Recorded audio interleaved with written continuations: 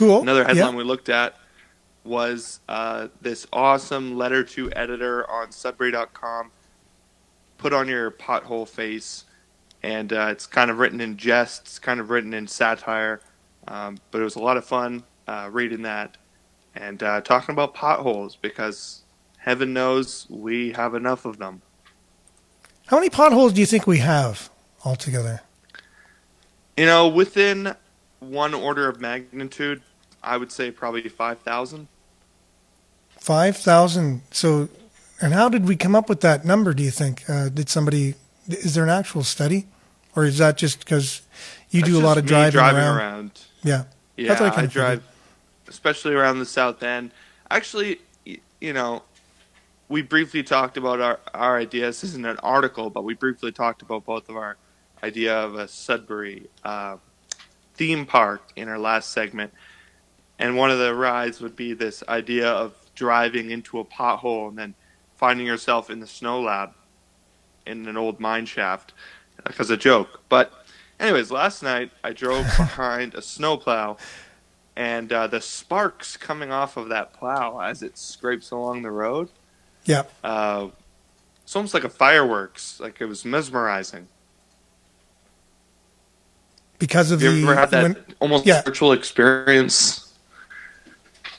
Yeah, And when I, it hits, I, it I said hits to the myself, pavement, right? this It hits is the pavement. Yeah, it hits the pavement, and then there's all the exactly. sparks come off of it. Yeah, and I kind of said to myself, this is where they come from. Oh, potholes for We sure. tell And, we tell ourselves a story that it's from the cold and that it's from the freeze thaw, but it's really because of that. well, I thought it was because we don't pave them properly first. I thought that's where it begins with, or the That materials we're is using. also true. And then the way we take care of them afterwards, like you said, we're really hard on them. And I think there is something to be said about the temperatures and the heavy trucks, along with the machinery we use to clear the roads. I think it's a perfect storm, right? And then we just end up with potholes. Right. And then I don't think we have a really great way of filling the potholes even afterwards.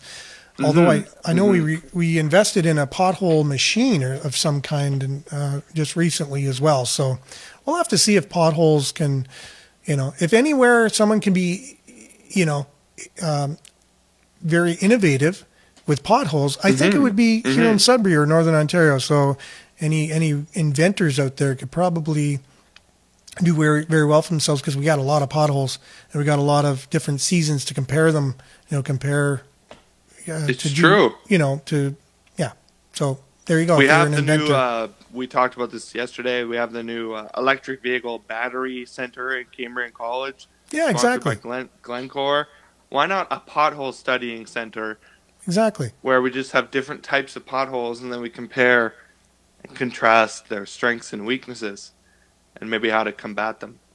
Exactly. We Yeah. came up with a vaccine in less than a year for a deadly pandemic, but we've had potholes with us for maybe 100 years, and we still haven't found a vaccine. Yeah, we haven't found a solution for sure. But the mechanics are pretty happy about it, I think, around the city, I would say, and the tire companies. The mechanic lobby. Yeah, for sure. Maybe they want to keep potholes. So, You know what? I, for one, actually, I really enjoy car mechanics. I'm glad that the world has them. I thought about when I was, in my kind of entrepreneur rule the world phase of life, I thought, why is there not a Walmart of, like, a vertically integrated store or service that will kind of fix your car for a low-cost alternative? Why does that not exist? And, I put a lot of thought into it, and now I realize I do not want that. I do not want any kind of something approaching a monopoly on fixing your car. That's well, just a terrible idea. this is the age of monopolies. I mean, everyone else is doing it. Why not do that as well?